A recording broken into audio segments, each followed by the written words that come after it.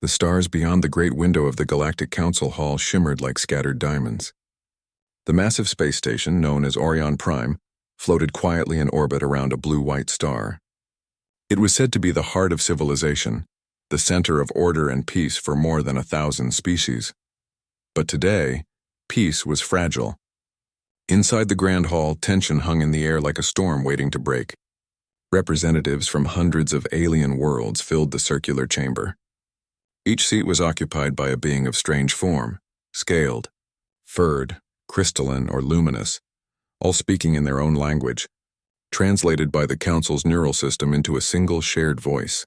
And in the middle of that hall, standing alone on the silver platform, was Ambassador Elias Ward of Earth. He was tall and calm, his face lined with years of service. His eyes carried both sadness and quiet fire. Behind him floated the blue and white flag of the United Earth Federation, a symbol that once stood proudly among the stars. But now whispers filled the chamber. Humans are dangerous. They spread too fast. They do not listen. They build weapons instead of peace. Elias had heard it all before. For decades, humans had worked to earn their place in the Council, offering ideas, technology, and solutions to many galactic problems. They helped rebuild dying worlds, cured diseases that had existed for centuries, and gave hope to species that had lost it. But instead of gratitude, the Council gave suspicion. The High Chancellor, a tall being with golden eyes and a long flowing robe, struck his staff on the floor. The echo silenced the chamber. "The vote will now begin," he said, his deep voice echoing across the hall. "The matter is clear. Does humanity remain a member of the Galactic Council? Or shall it be removed for its continued violations of peace and cooperation?" Elias took a breath. "Violations?" he said softly, his voice calm yet firm. "We defended ourselves against pirates who raided our colonies.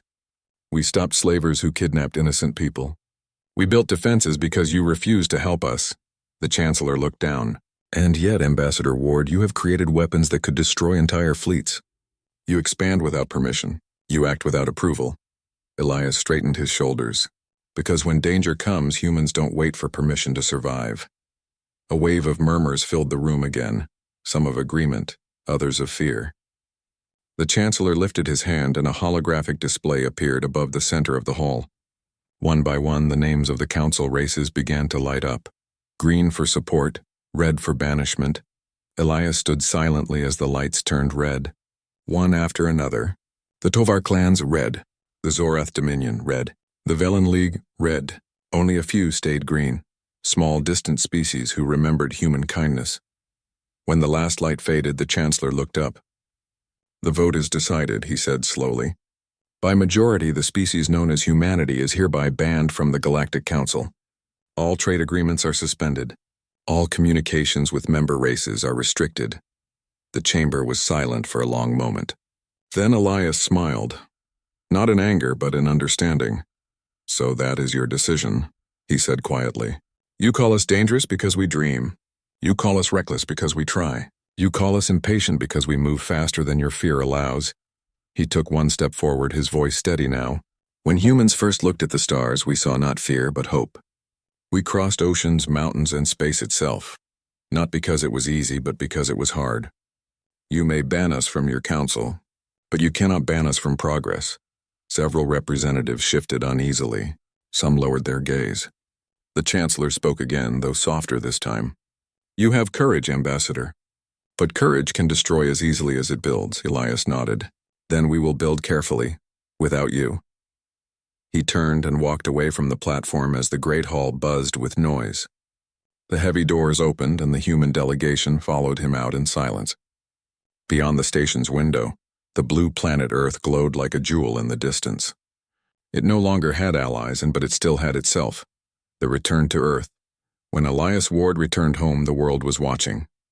Every news channel across Earth and its colonies showed his ship landing at New Geneva, the capital city. Crowds filled the streets. Some were angry, others fearful. Humanity had just been cut off from the largest alliance in the galaxy. But when Elias stepped onto the platform, he did not speak of defeat. He raised his hand, and his voice carried across every broadcast signal. "We are not exiled. We are free. The Council feared our strength, our will, and our unity. So let us show them what humans can do when the galaxy turns its back, the crowd roared. From spaceports to mining colonies, from the deep oceans to the Martian domes, people stood together.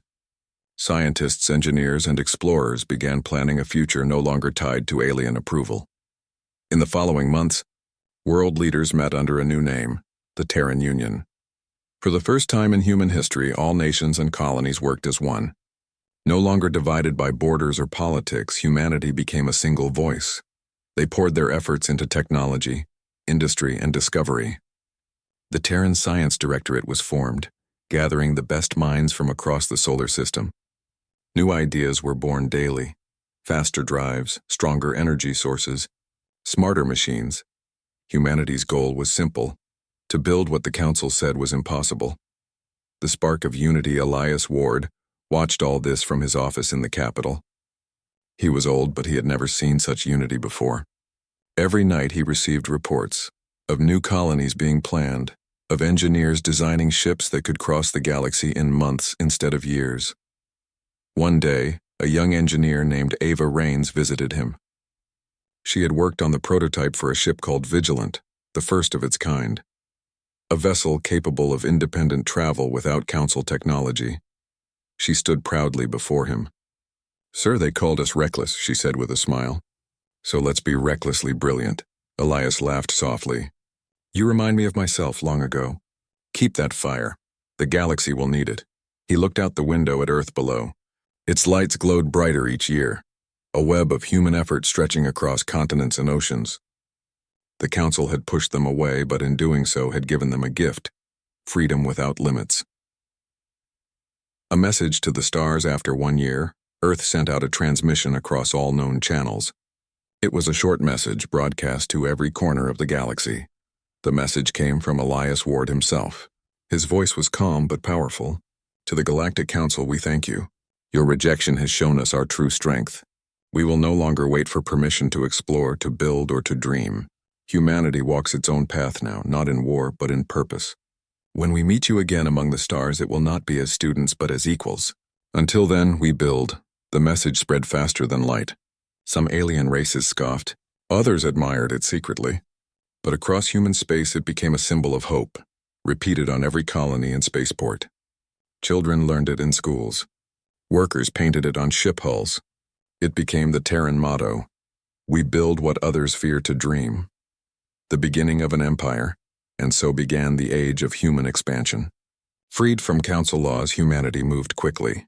They built new colonies: Luna Prime, Titan Haven, and Eden 3, each one a miracle of human effort.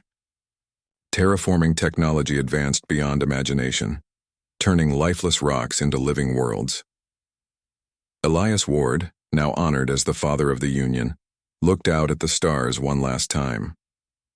"They feared our ambition," he whispered. "But ambition is not a curse, it is a promise."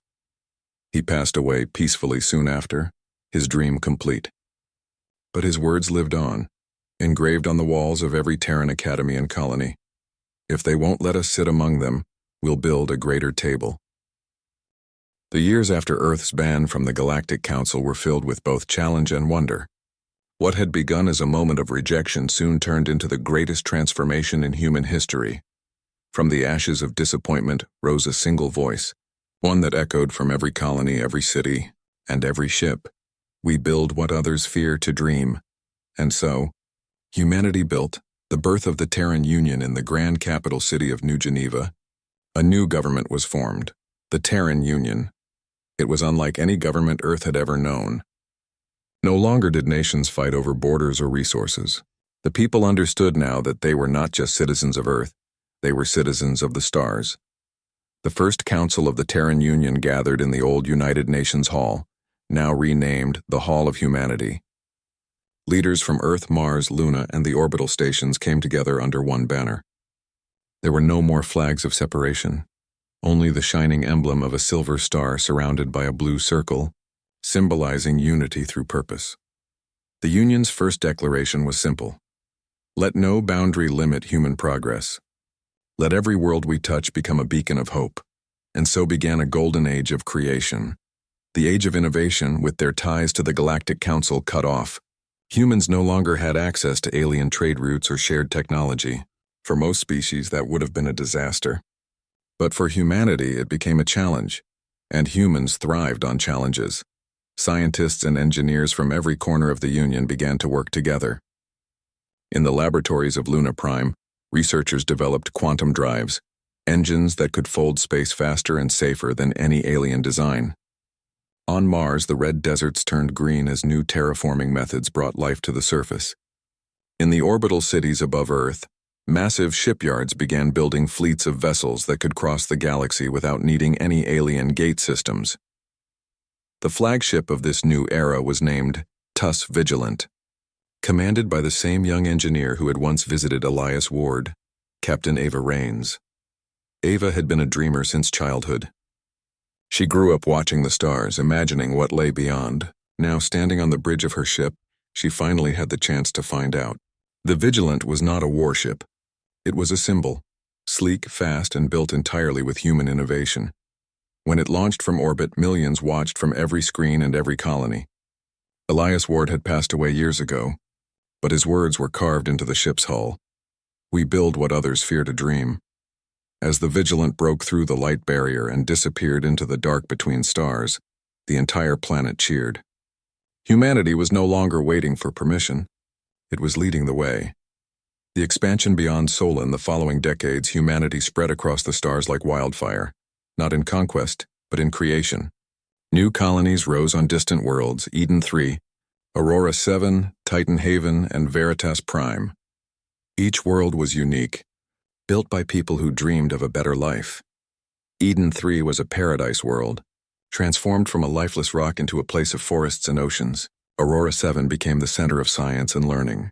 Titan Haven served as the heart of the Union's shipbuilding and mining industries. Every colony followed one rule: build to inspire, not to dominate. Even the farthest outposts felt the same connection. When one colony struggled, others sent aid. When disaster struck, rescue ships arrived within hours. Humanity had become a single family spread across the stars. Aliens outside the Terran borders began to notice. Merchants from smaller civilizations started to trade secretly with humans, seeking the powerful engines and advanced medicine the Terran Union had developed. The Galactic Council, still proud and cautious, watched from afar and grew uneasy. The watchers in the dark in the grand chambers of the Galactic Council, years after the ban, whispers began to grow louder. The Zorath Dominion, one of the oldest and most powerful member species, raised concerns. The Zorath Chancellor, a tall reptilian being with silver scales, addressed the council. Humans were cast out for their recklessness, he said coldly. And now look what they have done. They build fleets larger than ours. They terraform worlds at a speed no one can control. They are spreading like a storm. Some alien leaders nodded in agreement, but others remained silent. Deep down, they admired the humans, the way they united, the way they turned failure into progress, but fear was stronger than admiration. The Council soon ordered a trade embargo on all planets caught trading with the Terran Union. Patrols were sent near human borders to ensure peace, though everyone knew it was surveillance. When news of the embargo reached Earth, there was anger, but not fear. The people had faced worse before. The Union's Prime Minister, Lena Voss, stood before the Terran Assembly and spoke with calm strength. They try to block us because they see our light, but we will not dim that light for their comfort. Let them watch when we have nothing to hide. Her speech spread across every colony. Once again, humanity chose not to fight with weapons, but with progress. The spirit of humanity, Captain Ava Raines and the crew of the Vigilant, continued to explore beyond known space. They discovered new systems rich with resources and ancient ruins of civilizations long gone. In one of those ruins, they found something extraordinary: a vast alien data core buried under the sands of a forgotten world.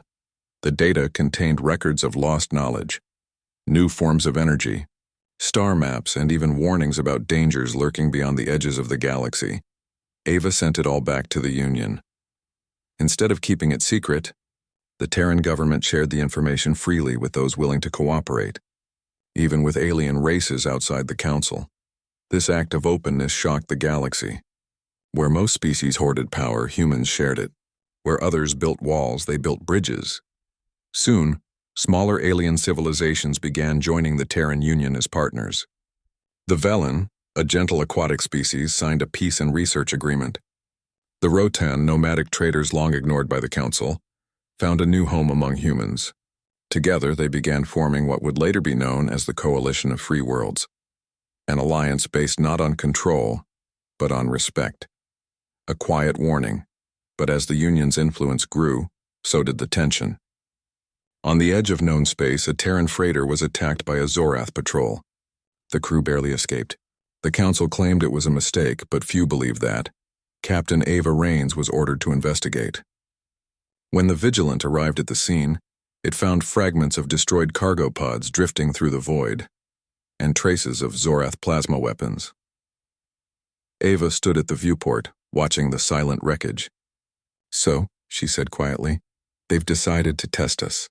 Her first officer frowned. "What do we do, Captain?" Ava turned slowly, her expression calm but resolute. "We do what humans always do. We adapt, we protect, and we move forward. We won't start the war, but if it comes, we'll finish it."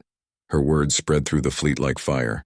Every ship captain, every engineer, every colonist heard them and knew that the days of watching and waiting were over. Humanity would stand its ground, not with fear, but with unity. The legacy of Elias Ward on Earth, the statue of Elias Ward, stood tall in the Hall of Humanity. Visitors from every world came to see it. Children touched the engraved words at its base and smiled with pride. They feared us not for our violence, but for our vision. Elias Ward had once dreamed of a united humanity, and now that dream stretched across the stars. The Terran Union had become more than just a collection of worlds. It was an idea that strength comes not from domination, but from creation. The Galactic Council had banned Earth to keep it small. Instead, they had created something far greater, an empire built not on fear, but on faith. As Captain Ava Raines and her ship returned home after years of exploration, she looked out from her command deck at the countless lights of human colonies glowing across the void. "They wanted to silence us," she whispered, "but we've become a song the galaxy can't forget." The galaxy had changed. Where once the Galactic Council stood as the heart of civilization, now its influence was fading. And where Earth had once been seen as a young and reckless world, it now stood as a rising light among the stars. The Terran Union, strong, united, and proud. But with that light came shadows. And in those shadows, old powers began to whisper of war. The growing tension in the Golden Hall of the Zorath Dominion. The Chancellor of Zorath watched holograms of human colonies expanding across the stars. Each one was alive with activity, ships being built, new cities glowing against alien skies, forests growing where there had once been barren worlds. They spread faster than fire, the Chancellor hissed, his voice low and filled with anger. "We warned the Council and they did nothing. Now their empire touches our borders." Around him stood other Zorath generals, their scaled faces grim. They had once ruled large sections of space, feared by many species. But now, trade routes were shifting toward Terran-controlled systems. The human drive engines were faster, their medicine better, their colonies safer. Even the Zorath's allies were starting to trade with humans in secret. The Chancellor's claws tapped against the table. "If the Council will not stop them," he said, "we will." The attack on Aurora 7 far away, on the human colony Aurora 7, life was peaceful. It was a world of silver oceans and bright skies, famous for its research academies and great floating cities. Scientists there were developing new forms of energy that could power entire planets with little waste. One morning, as the sun rose over the horizon, a young technician named Mira Lane noticed something strange on her radar, a cluster of unidentified signals entering the system. Could it be trading ships? Her supervisor asked. Mira shook her head. "No, sir, the signals are too strong, and they're moving in formation." Moments later, alarms filled the sky. Dozens of warships dropped out of warp, the Zorath fleet. Without warning, they opened fire. Explosions ripped across the outer colonies. Communication towers fell, energy fields crackled, and panic spread as citizens ran for safety. The Terran defense ships scrambled to respond, but they were outnumbered 5-1.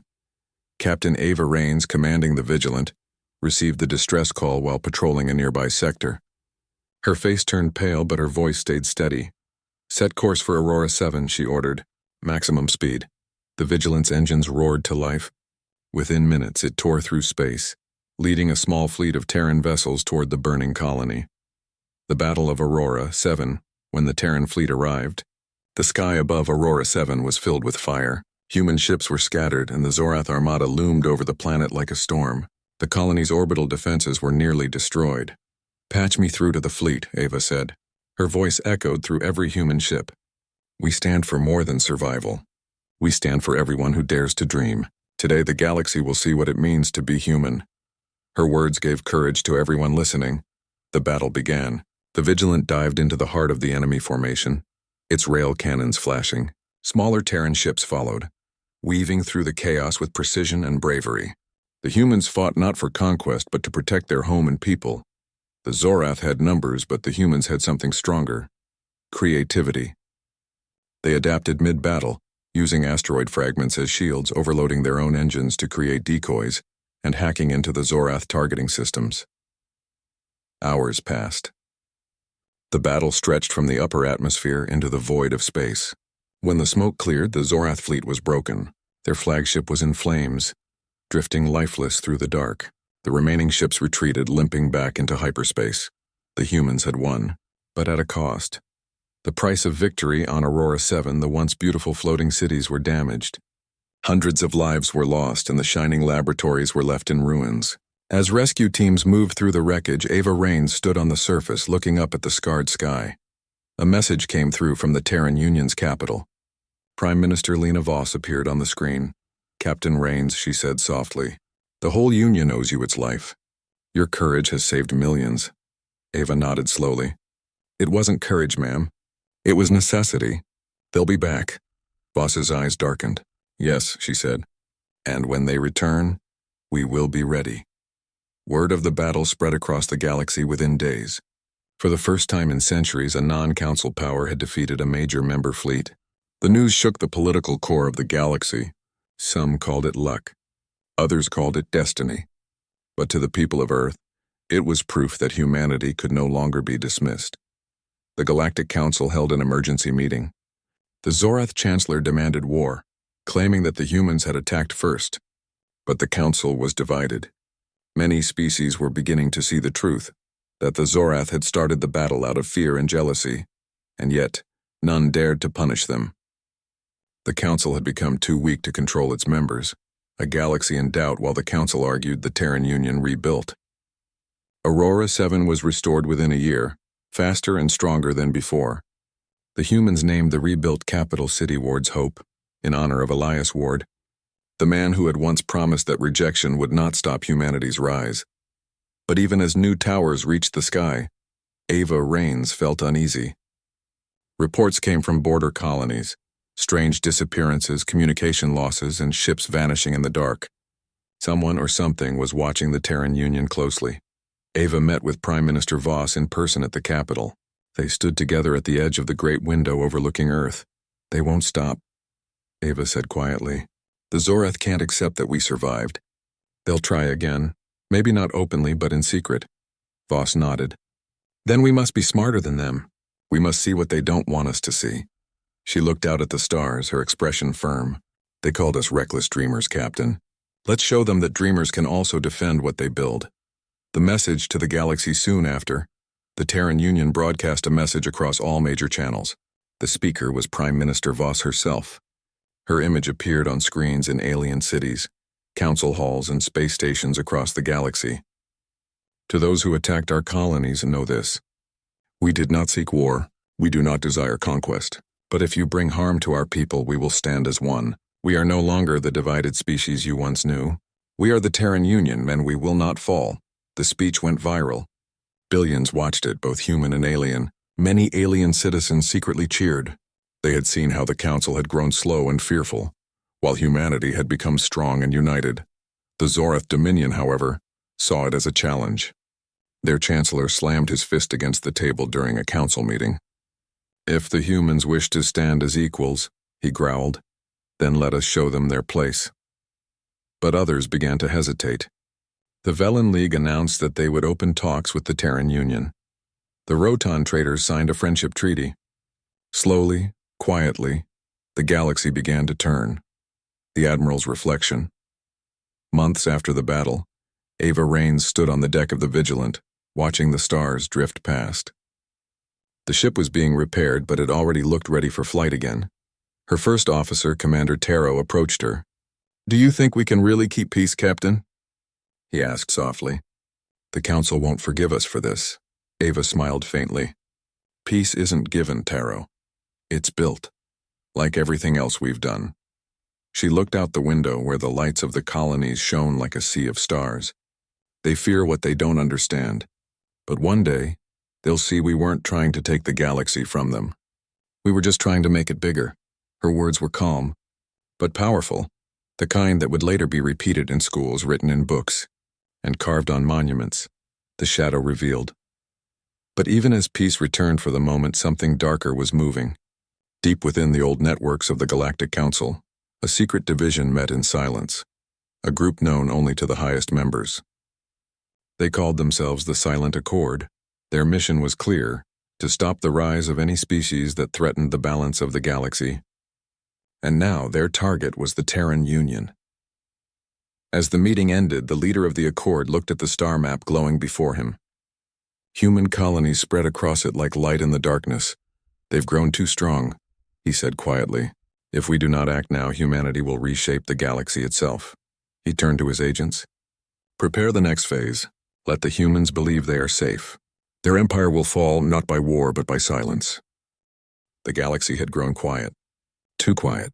After the Battle of Aurora 7, the Terran Union had celebrated its victory, rebuilding the colony with speed and precision. But beneath the surface, a hidden threat began to stir, a shadow no one could see, yet its presence was felt everywhere. It started with small things: signs of sabotage in the orbital station of Titan Haven. Engineers noticed anomalies in the energy grids. Power fluctuations caused critical systems to shut down. At first, it seemed like a technical failure. But then communications across multiple colonies began to fail. Long-range transmitters went offline, and supply ships reported missing cargo pods. No debris, no distress signals, and just empty space. On Luna Prime, the Terran Science Directorate began investigating. The chief engineer, Dr. Soren Vallis, frowned at the data flowing across his monitor.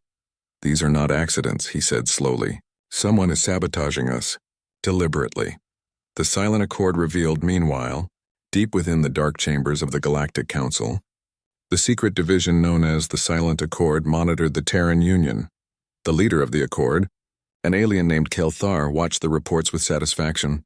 "The humans are strong," he said to his subordinates. "Too strong for the Council to control openly. We must strike in silence. Their empire will crumble from within." Unlike open war, the Accord specialized in subtle strikes, hacking systems, disrupting communication, creating confusion, and sending fear through whispers. But they had not counted on something humans had in abundance: resilience. The first response captain, Ava Raines, now Admiral of the Terran Union Fleet, received the first reports of sabotage. She stood on the bridge of the Vigilant, staring at the holographic map of the affected colonies. "Sir," her first officer, Commander Taro, said, "the attacks are everywhere. It's coordinated. We've never seen this before." Ava's jaw tightened. "Then we treat it like a battle," she said. "We find the enemy and we cut the shadow from the body." Orders went out immediately. Every fleet, every security unit, and every intelligence officer began scanning systems, checking supply routes, and repairing networks. Humanity's colonies were connected like threads in a vast web, and the web was strong. The first act of sabotage was traced to a small sector near Aurora 9, a minor research colony. Ships were dispatched to secure the area. When Terran forces arrived, they discovered derelict ships floating silently, their crew missing. Ava knelt over the data logs. "They wanted us to panic," she said. "They underestimated human determination. The spirit of unity across the colonies, people rallied. Scientists, engineers, and explorers worked together to restore damaged systems. Soldiers guarded vital infrastructure. Children in schools were taught the value of cooperation and ingenuity. Everywhere, humans adapted to the challenge." Dr. Soren Vallis, observing the damaged energy grids, said, "We can use their sabotage against them." "How?" asked a junior engineer. By turning every attack into a test of our own systems, Soren explained. Every failure they cause will teach us how to be stronger. By the time they try again, we will be ready. And that is exactly what humanity did. Every sabotage attempt became a learning opportunity, a way to improve technology and defenses. Where other species might have feared the unknown, humans embraced it. The investigation Admiral Ava Raines led a special task force to uncover the source of the attacks. Traveling deep into the uncharted regions near the edge of Terran-controlled space, she and her fleet traced patterns left by the Silent Accord. It was a complex network, hidden in the void, operating from multiple bases. Using a combination of speed, strategy, and human intuition, Ava's team discovered one of the Accord's main hubs, the Nebula Citadel, a massive structure cloaked in electromagnetic storms and debris fields. "This is it," Ava said quietly. "We cut off the head and the shadow falls. The plan was dangerous. The Citadel was heavily guarded, protected not just by weapons but by the Accord's advanced technology designed to confuse and mislead intruders. Any mistake could be fatal. The assault on the Nebula Citadel, the Vigilant led the fleet into the Nebula Citadel's sector. Human ships moved like a single organism, coordinating every maneuver. Ava issued orders calmly but firmly. Deploy the decoys. Activate the shields. Focus on their communication hubs first. We neutralize them quietly, and no one outside this sector will know we were here. The battle that followed was unlike any human fleet had fought before. The Accord used invisible energy fields to block weapons, scrambled targeting systems, and sent false signals to lead the fleet astray.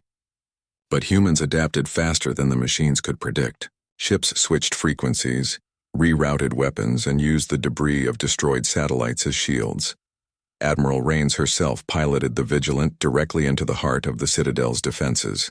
With precision and courage, she disabled the main control nodes, cutting off the Accord's communication network. One by one, the hidden bases of the Accord fell. By the time the battle ended, the Nebula Citadel was silent, its defenses neutralized and its secrets revealed. Exposing the truth with the Accord's systems captured, the Terran Union gained access to a vast store of hidden Council data. It revealed the truth. The Silent Accord had been working for decades to suppress civilizations that showed promise, using sabotage instead of open war. Prime Minister Lena Voss addressed the Terran people and the galaxy via a broadcast that could reach every corner of known space. The Terran Union has uncovered a secret division within the Galactic Council, dedicated to keeping powerful species in check. They acted in silence, hoping we would fall unaware. But humanity does not cower in darkness. We do not fight for fear. We fight for truth, for hope, and for every being who dares to build. Let this message reach all who value freedom. Humanity will defend its people, its allies, and its dreams, and we will never be silenced again. The broadcast went viral. Smaller alien civilizations, inspired by human courage and transparency, began to ally openly with the Terran Union. The influence of the Galactic Council weakened further, and the balance of power began to shift. The lessons learned. Despite victory, the humans were careful. Every attack, every sabotage had taught them something new.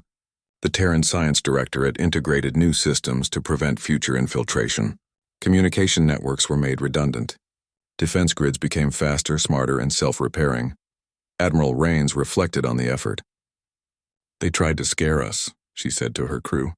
"But what they didn't understand is that humans are strongest when we face danger together. Every challenge makes us better, smarter, stronger." Her first officer smiled. "Then we are ready for anything, Captain." Ava nodded. "Yes, because we don't just survive, we thrive. And the galaxy will see that." A new alliance forms. The exposure of the Silent Accord also inspired a shift in alien politics. Many races that had once been loyal to the Council questioned their leadership. Some openly joined the Terran Union as allies. The Velan League, previously neutral, signed a trade and defense treaty. The Rotan nomads brought their knowledge of star routes and trade networks. And smaller species, once hidden in the shadows, found a protector in the Union. Humanity's message was clear. Strength is not measured by fear, but by courage, unity, and openness. A vision for the future on Earth. The statue of Elias Ward now looked down upon a thriving capital city. The Hall of Humanity displayed the achievements of the Terran Union, Every colony, every discovery, every victory. Children of all species learned the story of the War of Silence. They learned that humans could face the darkness and turn it into light. That lesson would guide them for generations, and Admiral Ava Raines, standing once more on the bridge of the Vigilant, prepared for a new mission. Not one of war, but of exploration. "The galaxy is vast," she said, "and it is ours to explore, not to conquer, but to understand. Let anyone who doubts our strength know this. Humanity will not be stopped. We build, we protect, and we inspire, always." The galaxy was waking to a new era. The Terran Union had faced the trials of war, sabotage, and uncertainty, and emerged stronger than ever. Humanity had proven that courage, unity, and intelligence were more powerful than fear, rules, or threats. But this was only the beginning. The Free Worlds Coalition, after the defeat of the Silent Accord, humanity began reaching out to alien civilizations who had been oppressed or ignored by the Galactic Council. The message was simple: join us or remain behind. But more importantly, join us in freedom, cooperation, and progress. Small races, long forgotten, responded first. They had watched human colonies grow and admired the determination and skill of the Terran Union. Next came the larger species who had secretly traded with humans during the years of isolation. Together, they formed what would become the Free Worlds Coalition. Prime Minister Lena Voss oversaw the coalition's formation. At the inaugural meeting, she addressed the representatives of dozens of species. "We do not seek domination. We do not seek revenge. We seek to build a galaxy where every species, every world, can flourish without fear. Together we will explore, innovate, and protect. Together we are stronger than any council could imagine." The coalition members cheered. For the first time in history, a unified alliance stood not for control, but for shared growth. The Galactic Council's response. The remnants of the Galactic Council watched nervously. Their once unchallenged authority was crumbling. The Zorath Chancellor, humiliated after repeated failures against Terran forces, demanded that humanity be brought under Council control. But now, many member species refused. They had seen the power and fairness of the Terran Union. They had watched humans rebuild colonies, protect allies, and share technology freely. The Council had underestimated humanity, and the galaxy was beginning to realize it. Attempts to punish Earth were ignored or blocked by coalition members. The Council's influence dwindled as species quietly defected one by one to the Free Worlds Coalition. A human empire of light and Earth, the Terran Union celebrated its new role in the galaxy. Cities sparkled with advanced energy grids, spaceports launched ships of all sizes, heading to distant colonies and unexplored sectors. Humanity had grown not through force, but through vision, creativity, and inclusion. Admiral Ava Raines, now commander of the Coalition fleet, oversaw patrols, exploration, and humanitarian missions across human and allied space. Her fleet was vast, capable, and, above all, a symbol of human ingenuity and resilience. She often reflected on the journey that had brought them here. From rejection at the Galactic Council to the rise of an empire founded on hope and courage. "The Council thought they could ban us," Ava said during a speech at the fleet's headquarters. "But humanity does not shrink from challenge. We grow, we rise, we build. And now, we shine." Exploration and discovery. With the formation of the Coalition, humanity turned to exploration. Ships were sent to map uncharted star systems, locate habitable worlds, and uncover the secrets of ancient civilizations. Scientists discovered planets rich with rare resources, while historians uncovered long-lost knowledge buried beneath alien ruins. Every discovery was shared freely with coalition members, strengthening bonds and trust across species. Children in colonies far from Earth learned the names of human explorers as heroes, not for their conquests, but for their courage, intelligence, and curiosity. Ava Raines led many of these missions personally. She traveled to worlds on the edge of known space, often facing unknown dangers. Yet every mission returned with knowledge, resources, or new allies. "Exploration is not about risk alone," she told her crew during one voyage. "It is about understanding, sharing, and ensuring that every life we touch is valued." Rebuilding trust. The Terran Union also focused on diplomacy.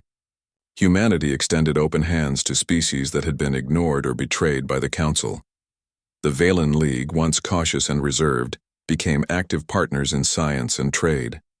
The Rotan nomads shared ancient navigational secrets that allowed humans to reach distant systems faster than ever before. Even some former council members secretly communicated, offering technology, intelligence, and support. Humanity had learned that true strength came not from fear, but from trust. And trust, once earned, became a force stronger than any weapon. The Council's last offer years passed. The Galactic Council, weakened and shamed, finally approached Earth with an offer. They sought to reintegrate humanity into the Council, hoping to regain some influence. Prime Minister Voss listened carefully, and Admiral Rains stood beside her as she considered the proposal. When she addressed the Council, her voice was calm, firm, and confident. "We do not need your seat nor your approval. We have built our destiny with our own hands alongside our allies and friends. The Terran Union will continue to explore, create, and protect, whether or not you welcome us. If you choose to join the Free Worlds Coalition, we welcome you. If not, you will remain behind as we move forward together." The Council representatives were speechless. They had expected anger, begging, or submission. Instead, they faced quiet strength, a human trait the galaxy had come to respect. The symbol of humanity on Earth. Monuments were erected to honor the achievements of the Terran Union. The statue of Elias Ward still stood tall in the Hall of Humanity. Underneath, a plaque read, "They feared us not for our violence, but for our vision. We built what others feared to dream." In orbit, ships of the Union patrolled peacefully, symbolizing security and freedom. Colonies thrived under human guidance, yet retained their own culture, language, and customs. The Terran Union was no empire of control. It was an empire of inspiration. Admiral Rains often visited schools on colonies, speaking to students of all species. She reminded them that the greatest victories were not fought with weapons, but with creativity, courage, and unity. "You are not just citizens of one planet," she told them. "You are citizens of the stars, and the stars belong to all who dare to dream." A beacon for the galaxy. The Free Worlds Coalition grew larger every year. Species once oppressed by the Council now found protection and opportunity. Trade routes flourished. Science and culture spread like wildfire. Where fear had once ruled, hope now reigned, and humanity was at the center, not as conquerors but as guides, protectors, and friends. Ava Rains and her fleet continued to explore the unknown. They discovered planets suitable for life, rescued species from dying worlds, and shared knowledge that improved countless lives. Even distant civilizations learned that humans could be trusted. They had seen humans fight, but also seen humans rebuild, protect, and inspire. And that was far more powerful than any weapon. The final message before a fleet launched to the edge of known space, Admiral Rains addressed the crew and allies of the coalition. "We were once rejected. They told us we were dangerous, reckless, and unfit for the galaxy. Today we are not only survivors, and we are builders, explorers, and protectors. Let every species, every world know this. Humanity will continue to shine not through fear, but through courage, unity, and the endless pursuit of knowledge. The galaxy is vast, and we will explore it together." The crew cheered. The fleet roared to life, breaking into hyperspace, heading toward new worlds filled with unknown possibilities. Humanity, once banned and feared, had become a galactic beacon of light. A new beginning back on Earth. The sun rose over a world transformed. Cities sparkled with energy. Colonies glowed across distant planets, and children played beneath the shadow of enormous spaceports preparing ships for distant exploration. The Terran Union had become more than an empire. It was an idea, a living testament to the power of courage, cooperation, and hope. And far beyond, among the stars, the galaxy watched in awe. A species that had once been banned now led an alliance of freedom, creativity, and trust. Humanity had not just survived, it had shaped the future. The story of rejection had ended in triumph. The story of humanity had just begun.